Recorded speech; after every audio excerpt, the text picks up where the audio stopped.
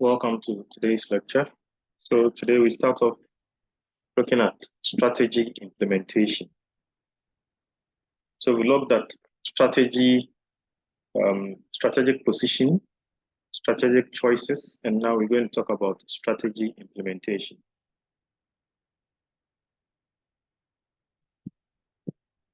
Now, after strategic position analysis has been undertaken, available strategies have been evaluated and the preferred strategies have been selected through strategic choices analysis. The selected strategies must now be implemented. Now, achieving strategic objectives requires successful strategy implementation, and that's what we're going to be looking at today. Strategy implementation takes the form of day-to-day actions and relationships. So strategy, the long-term strategy, is implemented or is broken down into short-term or into medium-term and short-term and executed on a day-to-day basis. Right. Now, there are three key aspects of strategy implementation. We have, first of all, organization structure. The entity must have a structure which should include organization processes, the organization of processes and relationships. That's one key aspect of strategy implementation. Secondly, is to have a managing strategic change. You have to be able to manage strategic change, right? And then finally, implementing strategy through a combination of intended strategy and emergent strategy. Okay.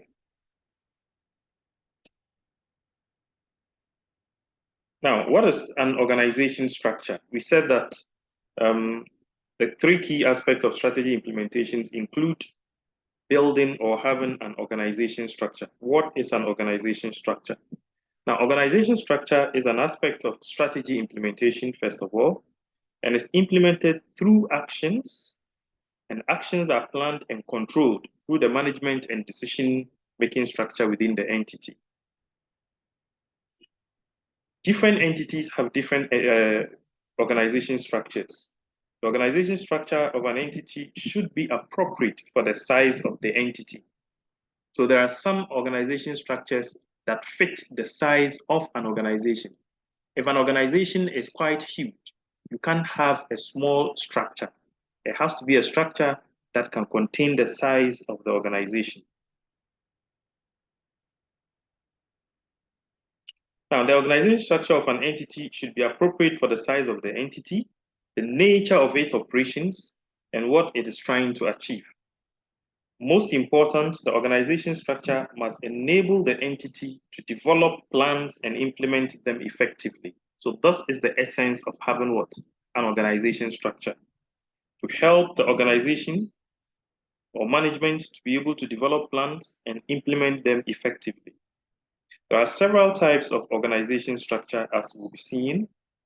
Within a single entity, particularly a very large entity, there might be a mixture of different organization structures with different structures in different parts of the entity.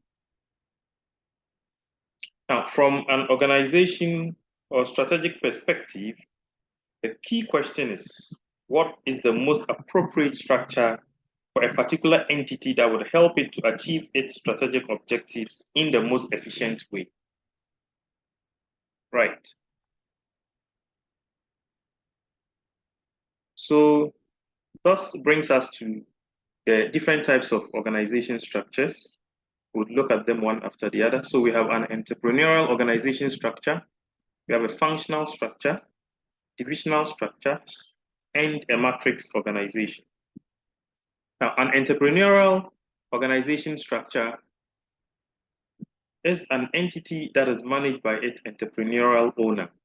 So thus is these are small organizations.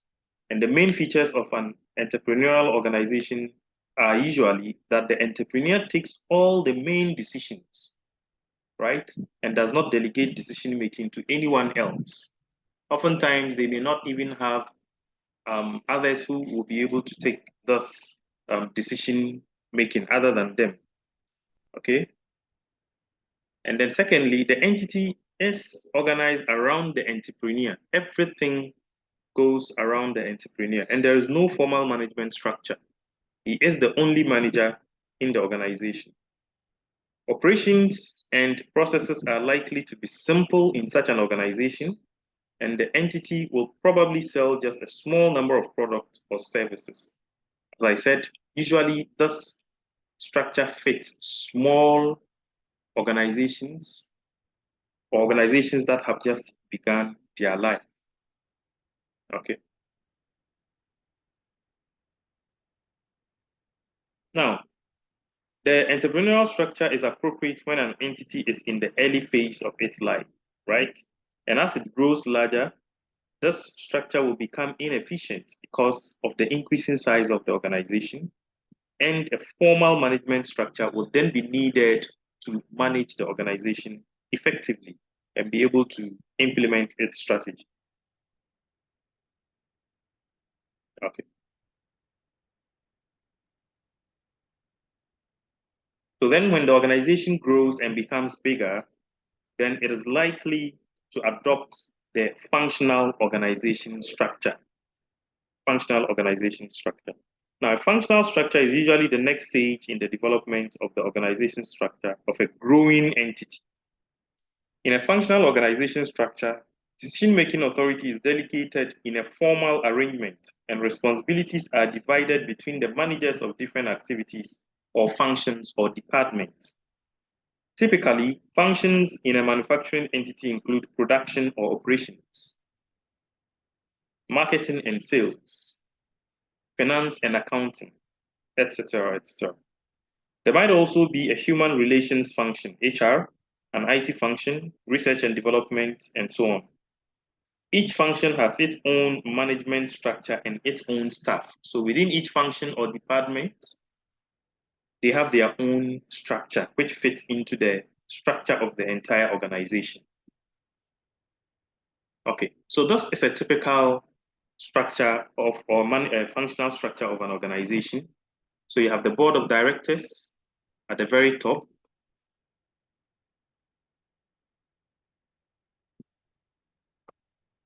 Right below the board of directors is the managing director or the CEO.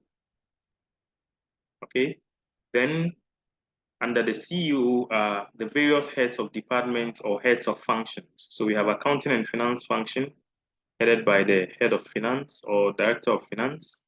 We have the marketing and sales department or section headed by the marketing manager or director of marketing, research and development, human relations, information technology, and so on and so forth. We also have production as another arm or department. And within the production department, you have even units or sub-departments, including machining departments or unit, assembly unit, finishing unit, etc., etc. So this is how a functional organization looks like. And many organizations have adopted this functional structure. And it is for the purposes of implementing the strategy of the organization. Now, as an organization grows beyond this size, then this structure, functional structure, may not be fitting enough. Okay, so the organization might have to adopt the divisional organization structure, which is usually for quite larger organizations. So the organization is actually divided into divisions, what we call divisions, right? So as entities grow still further and develop their business operations into different product markets, a divisional structure might become appropriate. Now, a division is an area of operation defined by one market in different geographical areas. So you can have one organization situated in one country, and then it has market in different geographical areas. So say, for instance, you have an organization in the UK with marketing, with divisions in, let's say, a country like Kenya or Ghana. So those ones become what? Divisions of the organization in the UK. Okay, so it's characterized by markets in different geographical areas. They have other markets other than the home markets. Okay, they also have different products. For example, a bus division and the rail division of a transport company. Okay, they are also characterized by different customers. For example, industrial products and consumer products. So they supply to consumers and then they also supply to industrial industries. Now, a division might be a strategic business unit of the entity, okay, or of the organization. Each division has its own functional department. So each division in Ghana, in Kenya, has its own managing director, has its own head of finance, head of marketing, head of research and development, head of human resource, head of production, and so on and so forth. Okay? Authority is delegated from head office in the UK to the divisional management, which is led by the divisional managing director, and responsibility for the implementation of the product market strategy is mainly at the division level or divisional level. Head office retains overall control over all these divisions in Ghana, in Kenya, in India, and etc. Okay, so they have or they retain overall control, and there may be some head office functions providing some services to all the divisions just to save cost. Okay, such may include corporate strategy. So there's a uniform corporate strategy which emanates from the head office. There's an IT and research development which sits at the head office. Okay, so research is done, and at the head office, IT is hooked. Everybody is hooked up to the IT at the HR at the head office. Okay, thus is to save cost, right? Because it is not prudent to have research and development in all these divisions when you can have it at the head office to do research, development, and then send the information to the various divisions. Okay, so thus is a typical divisional structure. So here too, you have the board of directors, you have the CEO or the group CEO, and then for each division, you have the managing director of division A, MD for division B, and so on and so forth.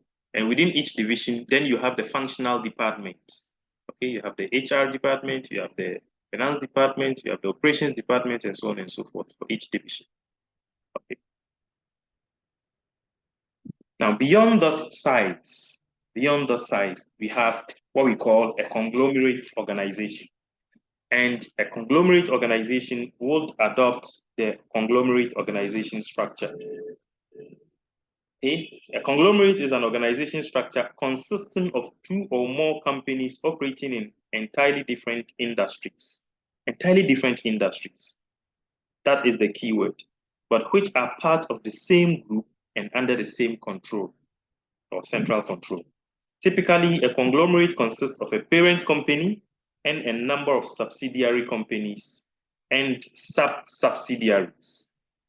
Now, this type of structure is appropriate when a group of companies operate in several different jurisdictions, industries, or industry sectors. Okay? So a typical example is that you can have a conglomerate in the travel and leisure sector, okay, which may have a parent company and three subsidiary companies, which includes an airline company, a hotel company, and a restaurant company. Okay, another example is that you can have an oil conglomerate, which may also consist of a parent company with subsidiary companies for oil drilling. So you have an oil drilling company, oil refining company, and oil marketing and distribution company. Right. Now, this comes with several advantages, which includes the fact that each subsidiary within the group can focus on its own special area of operations. Okay, and focus on its area of operations.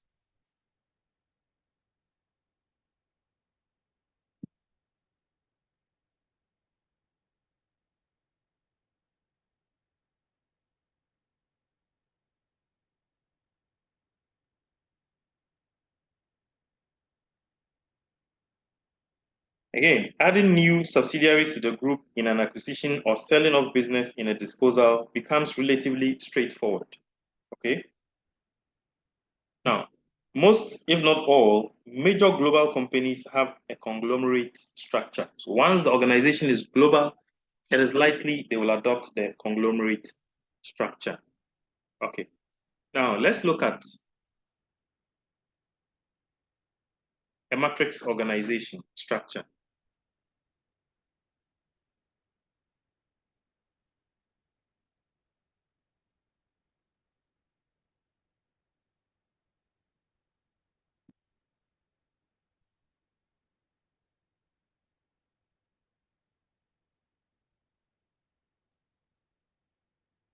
A matrix organization structure. Now, some organizations or entities have developed what we call a matrix organization structure for some of their activities. Okay. And this structure actually originated in the 1950s and 60s in entities where it was recognized that different functions within the entity needed to work closely together.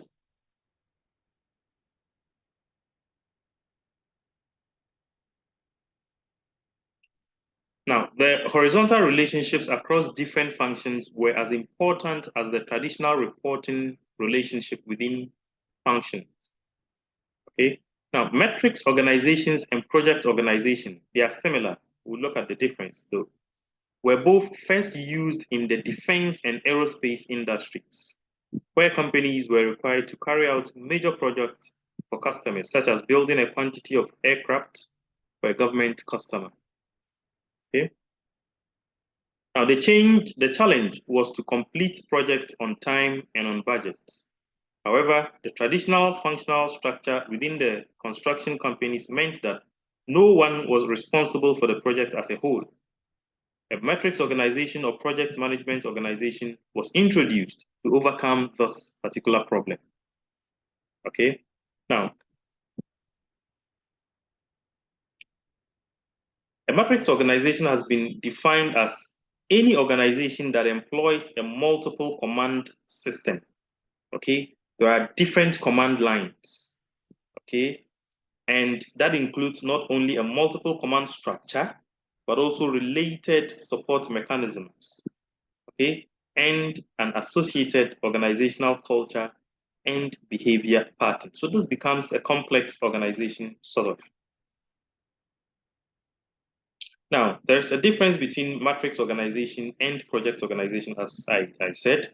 The difference is that with a project organization, the project management comes to an end when the project ends. When we say project, it means that there's a start and there's an end to it. With matrix organization, the matrix structure of authority and command is permanent. So that is the difference between a matrix organization and a project organization. But they both look like a complex organization or they have a complex structure. Okay, so this is typically what you would see of a matrix organization. So here you have quality control expert within the organization. Okay, now the quality control expert, normally reports to the quality control head. Okay, who is responsible to quality control. Okay, so he is responsible to the quality control head or the quality control manager. And at the same time, this person is also responsible to project manager B, because there's a certain project that he is part of and he responds or he reports to the head of that project. And at the same time reports to his regular manager or head, who is the head of quality control. Okay, so there are two reporting lines in here, and you can have several of these happening within the same organization. So that is what we call a matrix organization structure.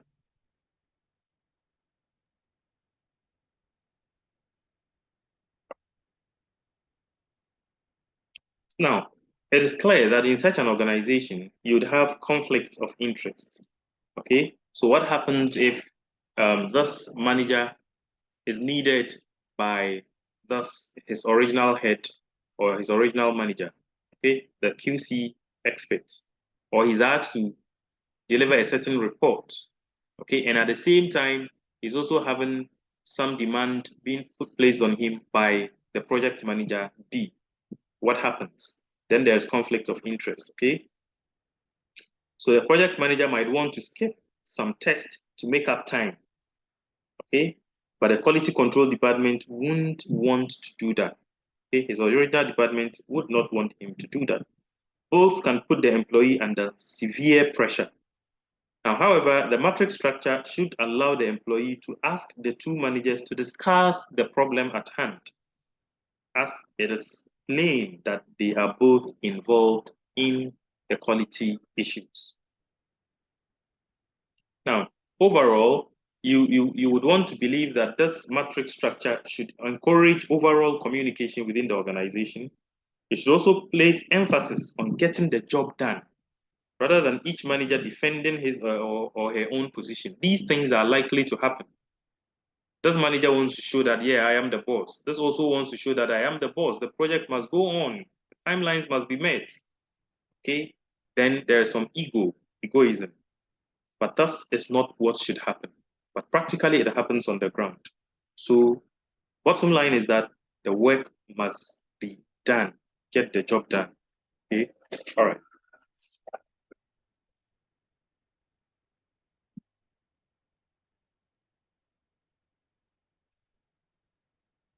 Now, let's look at what we call span of control. Span of control. So, the span, the, the, the, the scope of the control of a manager. That is what we call it, span of control. It refers to the number of people who directly report to a manager in a hierarchical management command structure. Okay? So, what is the scope of your control? What are the limits of your control? How many managers report to you? That is what we call it, a span of control.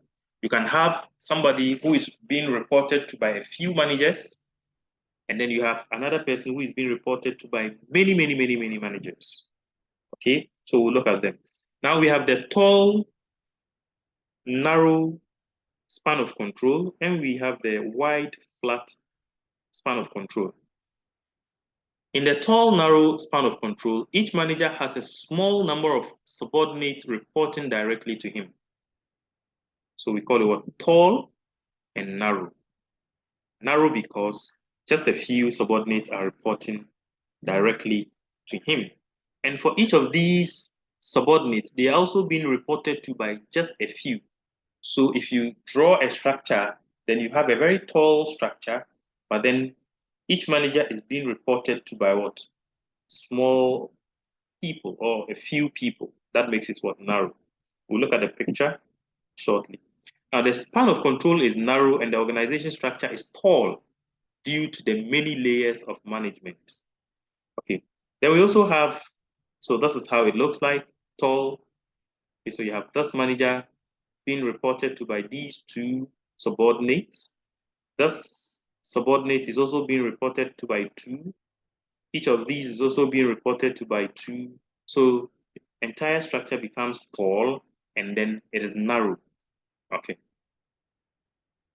That is in contrast with the wide flat structure where each manager has a large number of subordinates reporting directly to him, and there are only a few layers of management from the top down to supervisor level. Here, the span of control is wide and the shape of the organization is flat, okay, because of the small number of management levels, as you can see here. So you have so many subordinates reporting to this manager, so many other subordinates reporting to one of these managers. So that makes it what? Wide and flat. So here we say the span of control is 12. You have 1, 2, 3, 4, 5, 6, 7, 8, 9, 10, 11, 12. 12 people reporting to one person.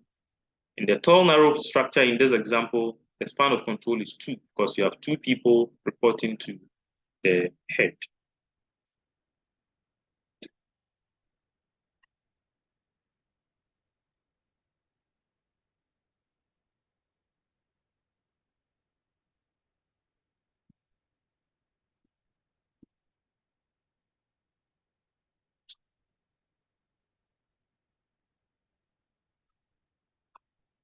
Now let's look at some features of the tall, narrow structure.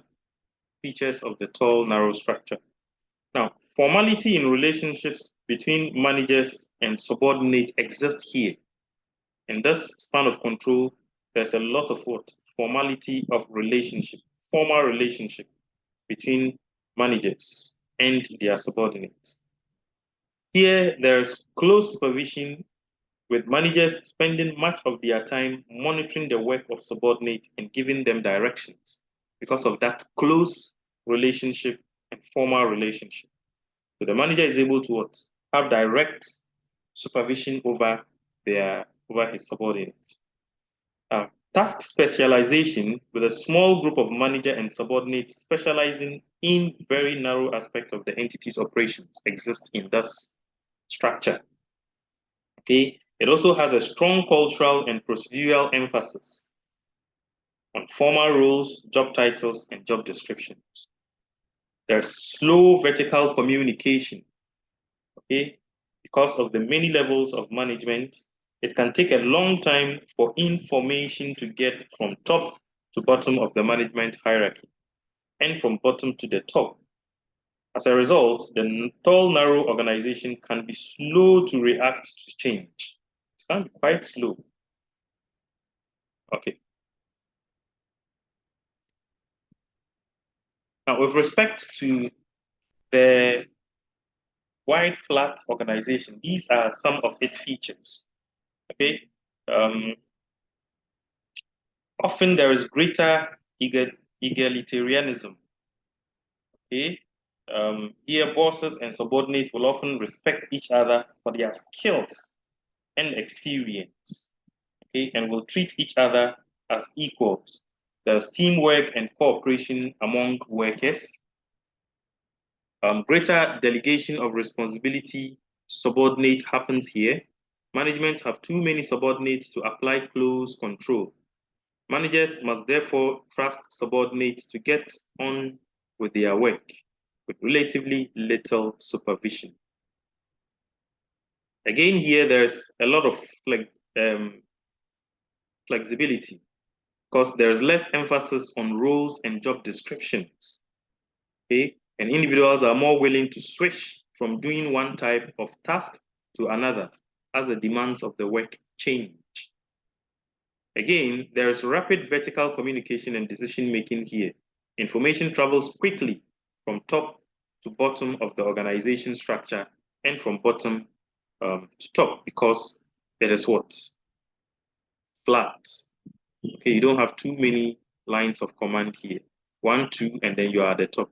Unlike in the tall, narrow one, you have 1, 2, 3, 4, 5 before it gets to the top, right? So decision making is quite quick with the flat, the wide flat structure.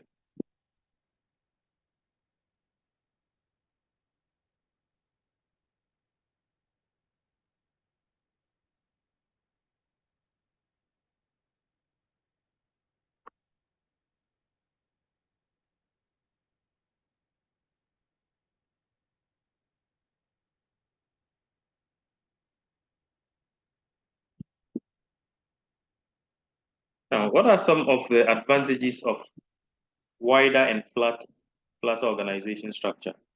Okay. Now, wide flat structures are more suitable to organizations that are experiencing rapid changes in the business environment. Okay, where the entities must respond quickly and with flexibility. Okay, because we said that decision making here is quite fast, and so in a fast-paced environment, you want to make quick decisions. So an organization in which information travels quickly and decisions can be made quickly is more appropriate in these circumstances, and a structure that is more formal and hierarchical. Now here, the other advantage is that there is cost savings. Okay,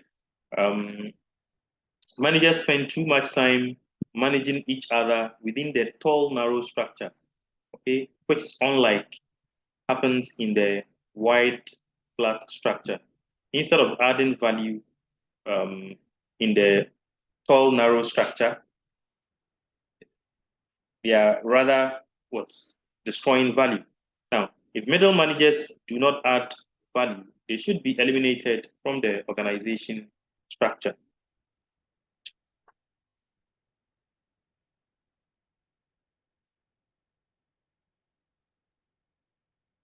Okay, let's turn our attention to centralization and decentralization. What is centralization? What is decentralization? Why should we have an organization centralize its operations and management? Or why should an organization decentralize its operations and management? These are done all in the name of what? Implementing strategy. They have their own advantages and disadvantages.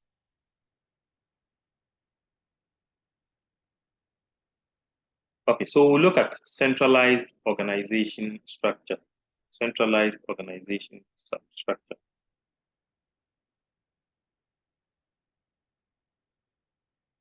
Now, so first of all, we reckon that a centralized organization structure is the one that retains most or all of the authority to make the important decision at the top. Okay, with decentralized organization, the authority to take major decisions is delegated to management of units at lower levels in the organization structure, such as strategic business unit managers and divisional managers, okay, as we saw previously. Now, the choice between a centralized and a decentralized organization depends to some extent on the preference of senior management.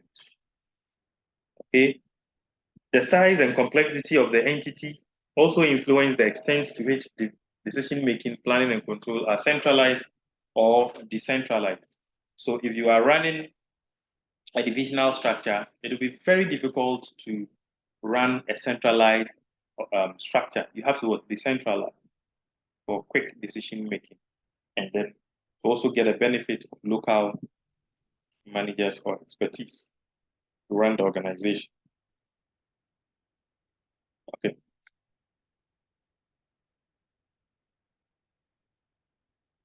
Now, what are the advantages that come with centralizing operations or centralizing management? Now, decisions by management are more likely to be taken with regard for the corporate objectives of the entity as a whole if an organization is centralized. Okay, there's very strong argument in favor of making strategic decisions centrally. Okay, so this is an advantage. Again, decisions by management should be coordinated more effectively if you run a centralized structure. Okay, if you centralize the management of the organization, you are likely to have key decisions which are uniformly made across the various areas or sectors of the organization. Again, in a centralized structure or organization, during crisis, it is easier to make important decisions centrally. So you take one decision at the center or head office, and then it is taken by all other divisions.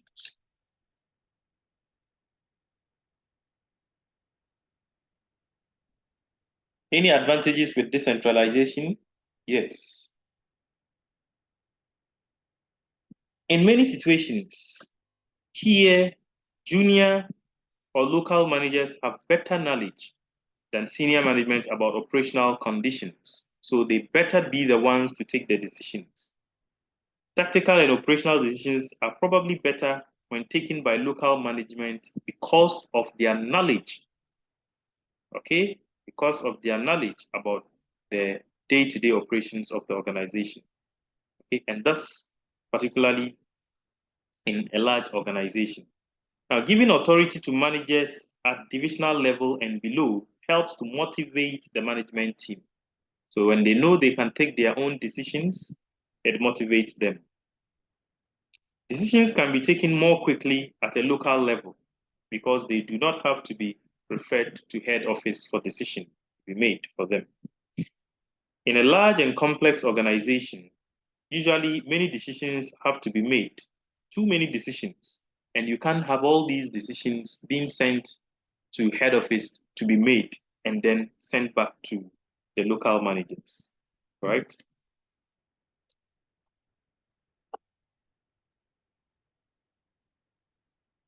So usually the decision to adopt either a centralized organization or a decentralized structure will depend on the decision of managers.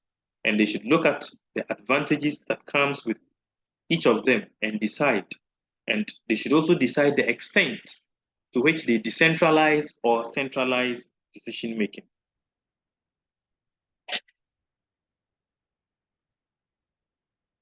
Okay, a look at outsourcing. Outsourcing.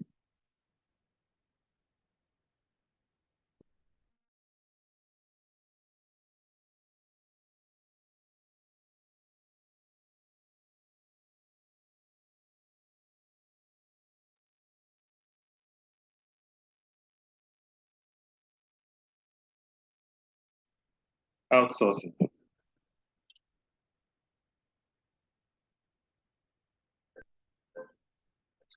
Now, notice that as an entity, you do not need to carry out everything in your operations all by yourself.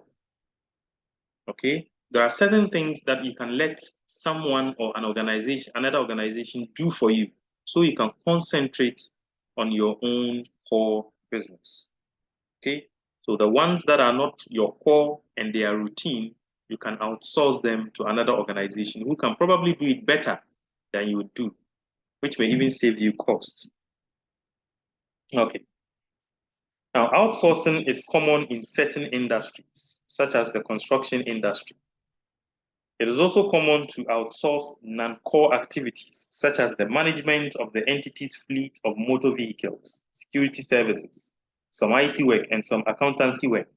Thus, or these are not your core activities. So let somebody or another organization take care of that, outsource it to them. Now,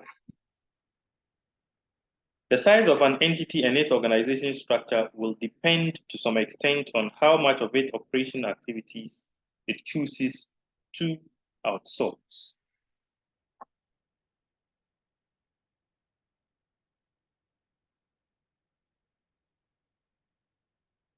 Why do you want to carry out outsourcing? What are the importance of outsourcing? Now, outsourcing is consistent with the view that an entity achieves competitive advantage by concentrating on its core competencies. It does not achieve competitive advantage doing work that can be done just as well, if not much better, by another entity. So you can achieve competitive advantage by concentrating on your core business and getting it done, or core activities and getting it done better than any other person. So don't spend too much time doing non-core activities. So therefore, the entity should focus activities within the entity or within the organization on core competencies to be able to gain competitive advantage in these core areas. Okay. Again, the entity should outsource work to entities that have core competencies in these areas of work. So if you were to outsource accountancy services to an accounting firm, they have the expertise, they have the staff to do and do it well, better than you may do. They should be able to add value more effectively than the entity would do it if it were to carry out the work internally instead of the outsourcing. So if your accountancy services would cost you 100,000 Ghana cedis if you did it by yourself, and if you outsource it, it is going to cost you about 75,000, 80,000 Ghana cedis. Then you better outsource it because it is even going to create value for you. And that is not even your core business. Okay. All right. Now, again, the outsourced work might also require specialist skills that the entity may not be able to employ because it cannot offer enough work or a career structure to full-time specialists. If you bring the specialist in there, you don't have a structure, a career structure that will encourage them to stay. You may not even be able to pay them. Okay, all right. But if you're able to outsource it to another firm, you get that same specialist to do the work for you, and you don't have to retain them on your payroll. You pay them as and when they do the work for you. All right. So outsourcing is quite good, but it doesn't mean it does not have disadvantages. It has its own problems. When you carry out outsourcing of a particular activity, it means that you have lost control over that activity. Okay? And this can be significant when something goes wrong and action performance does not meet expectations. If they don't meet your expectation, then that becomes a problem. Okay, for example, a company might outsource its IT work and might commission a software company to write some new software. The software, when written, might not function properly. The problem is then to manage the external relationship with the software company to find a satisfactory solution to the problem. And at times, it is possible that when you outsource, these same specialist firms you have outsourced the non-core activity to are also providing similar services to your competitors. Sometimes it is possible that they can share information between competitors, and that may be a disadvantage to you if they share your information to your competitor. Thus, is not professional though.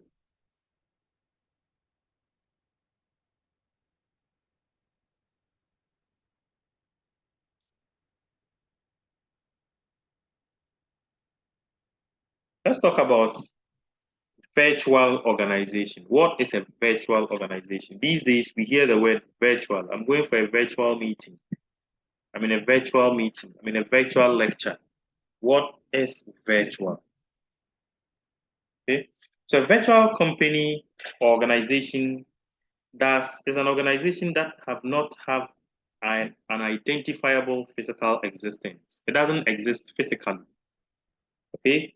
It might not have any employees of its own. So how does such an organization operate? It operates by means of the use of technology systems, IT systems, and communication networks, normally including telephone, email, these days, even social media, and so on and so forth. And they also have business contact for outsourcing all operations. So for a virtual organization, you can have someone sitting in their own bedroom and then running a business. Okay, they put together several organizations and then they sit there and control them and run a business. So, for instance, someone can sit in their room and then um, operate within their room. So, for instance, a house builder might operate his business from his home. A company that sells branded footwear could operate as a virtual company using its brand name as its major core competence. It could outsource all its value chain and support activities. Manufacture, warehousing, sales, and marketing activities might be outsourced to an external agency. So all these activities are undertaken by other agencies. So all they have to do is to get in touch with them and then put them together. This entity is doing this, that entity is executing that, and then he sits and then control all the activities and create value for his organization. So that is a virtual organization. And one person or a small number of individuals can operate a virtual organization and indirectly control the actions of many external entities and individuals. Okay. A key to a successful virtual organization is the successful management of all the different external relationships and successful coordination of their activities.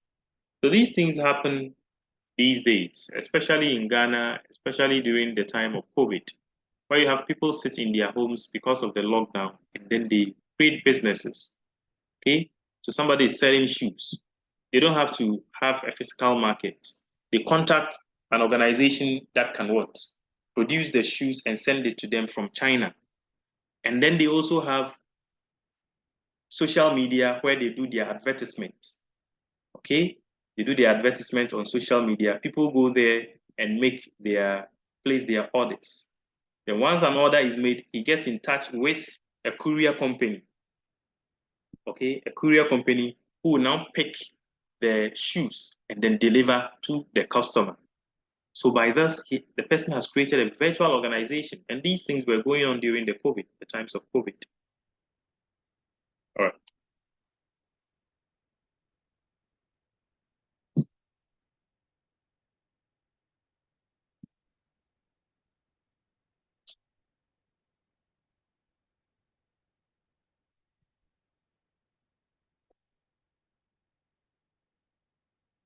Now we can talk about Mintzberg 5 building blocks. So this is a model that we're going to look at. This model was put forward by Mintzberg, and he argued that an organization structure exists to coordinate the activities of different individuals and work processes. Okay, this is the reason he put forward for having an organization structure. Okay, to coordinate the activities of the different individuals and work processes. Remember, we are talking about what? Strategy implementation. So there has to be coordination of different sections or activities within the organizations and the individuals and processes that are happening in the organization. Okay, again, thus the reason for setting up an organization structure is to implement plans, okay, or is to push plans into action. Now, the nature of the organization structure, as we said earlier, varies with differences in processes and internal and external relationships. Okay, so depending on these things, internal and external relationships, structure, the size of the organization, then that will determine the organization structure. Now, Mintzberg also suggested that there are 5 elements or building blocks in an organization. Okay, the way in which an entity is organized most effectively depends on which of these elements is dominant. Okay, the kind of organization structure or the nature of an organization structure depends on 5 factors. Okay, depends on 5 factors. Now, the most dominant factor will determine the structure of the organization. The most dominant factor will determine the structure of our organization. So these are the 5 factors or the elements. We have the strategic apex, we have the middle line, we have support staff, we have the techno structure, and the operating core. So we'll look at them one after the other. The strategic apex, the one at the very top, that's the top, and then you have the middle, and then on the side you have support staff, you have techno structure, and then under them you have the operating core. So look at the strategic apex. Now the strategic apex is the top management in the organization. Okay, is the top management of the organization. The operating core represent the basic work of the organization, the very basic core of the organization, and individuals who carry out this work. All right. Then the middle line are the managers. The middle line are the managers and the management structure between the strategic apex and the operating core. Then you have the support staff. These are the staff who provide support for the operating core, such as the secretariat staff, the cleaning staff, the repair and maintenance staff, IT staff, and so on and so forth. Again, you have the techno structure. The techno structure are staff without direct line management, okay, but who seek to standardize the way the organization works. They produce procedures and systems manuals that others are expected to follow. So how do these influence the type of organization structure an organization has? Now, when the apex structure or the strategic apex is powerful, the organization is referred or becomes an entrepreneurial structure. It assumes an entrepreneurial organization structure. Remember, we said that in an entrepreneurial organization, everything is surrounded or goes around the entrepreneurial manager. Okay, the entrepreneur.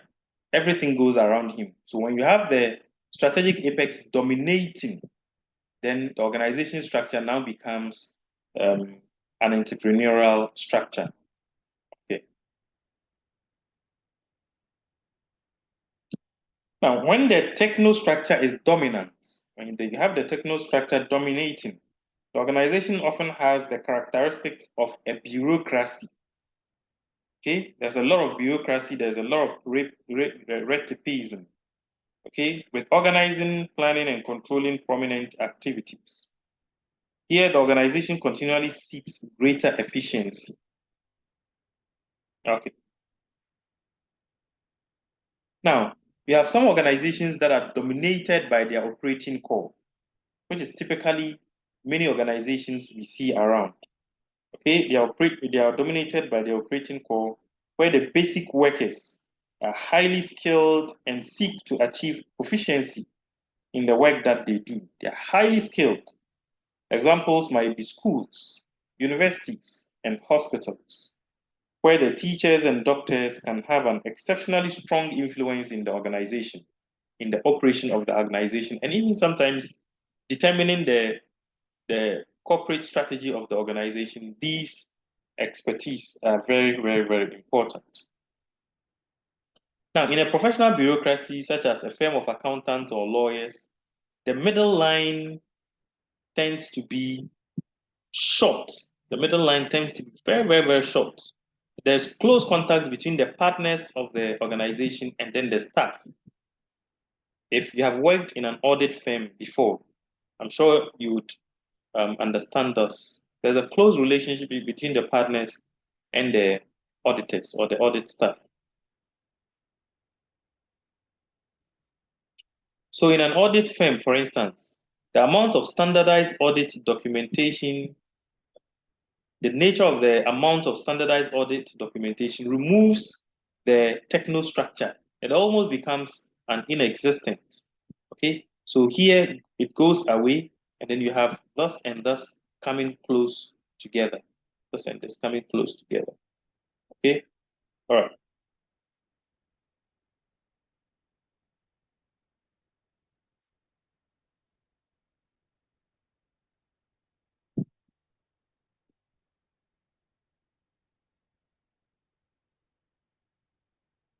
Now, Minsberg also puts out another theory, okay, which is called the Minsberg six organizational configuration. Minsberg six organizational configurations. Okay, he identifies six different organizational configurations. Emphasis here is configurations, each having a different mix of the 5 building blocks we just discussed. Now, he suggested that the most suitable organization structure or configuration would depend on the type and complexity of the work done by the entity. The type and complexity of the work done by the entity. And what are these configurations? They include simple structure, machine bureaucracy, professional bureaucracy, divisionalized form, adhocracy, and missionary organization. Okay, we'll look at them one after the other. Now, the simple structure is found in an entrepreneurial company or entity. The strategic apex exercises direct control over the operating core. So let's go back. The strategic apex, okay, exercises direct control over the operating core. So thus, middle line is almost removed, right? And there's actually, it's almost gone. So you have a direct interaction between the strategic apex and the operating core, okay? There's also little or no support staff or techno staff. So thus is also gone. That is also gone. So you have a merge, and then thus is interacting directly with the operating core. Now, here the strategic apex might be an owner director of the company. This type of structure is very flexible and can react quickly to changes in the environment. Because the strategic apex controls the operating core directly, there's a direct control from the top to the day-to-day operations of the organization. Now, in another type of configuration, which we call the machine bureaucracy, that's the second one, the machine bureaucracy.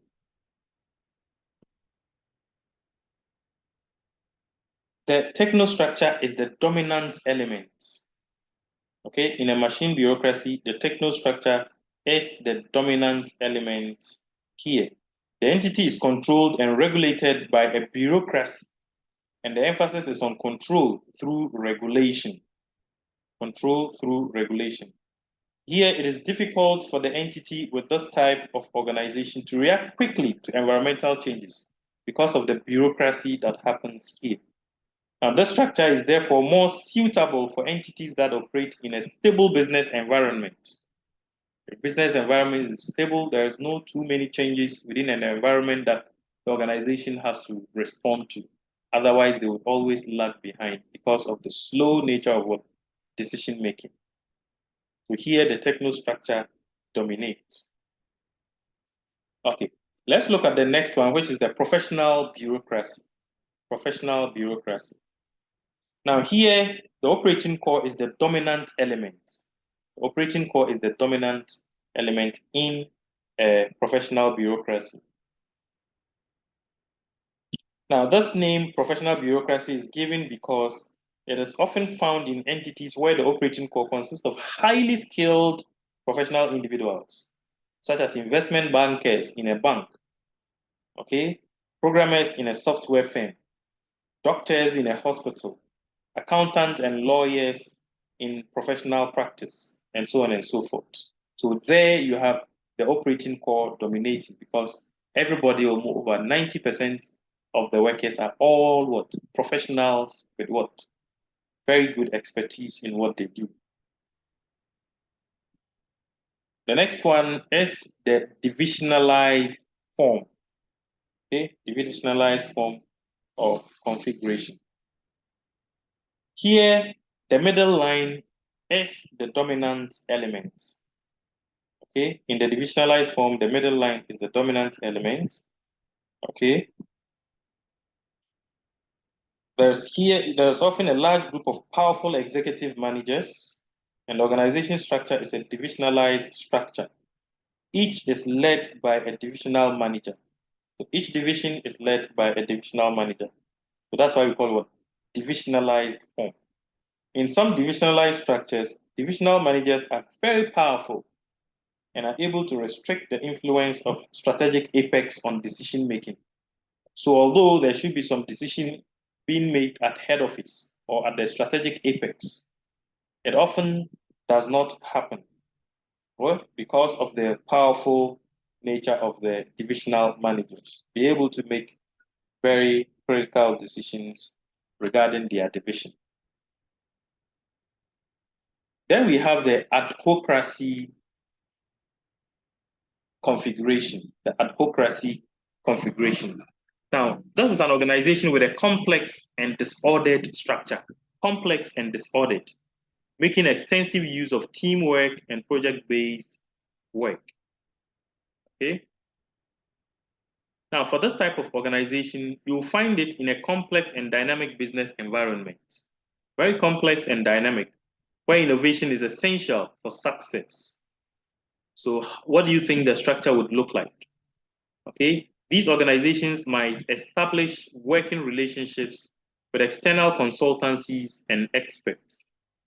Here, the support staff element can be very, very, very important in an adhocracy. In a complex and disordered organization structure, support staff is very, very critical and dominating. And finally, we have the missionary organization. The missionary organization. Now here, all the members share a common set of beliefs and values. And there's usually an unwillingness to compromise or accept change. This type of organization is only appropriate for small entities that operate in simple and fairly static business environment. Okay, so that is a missionary organization.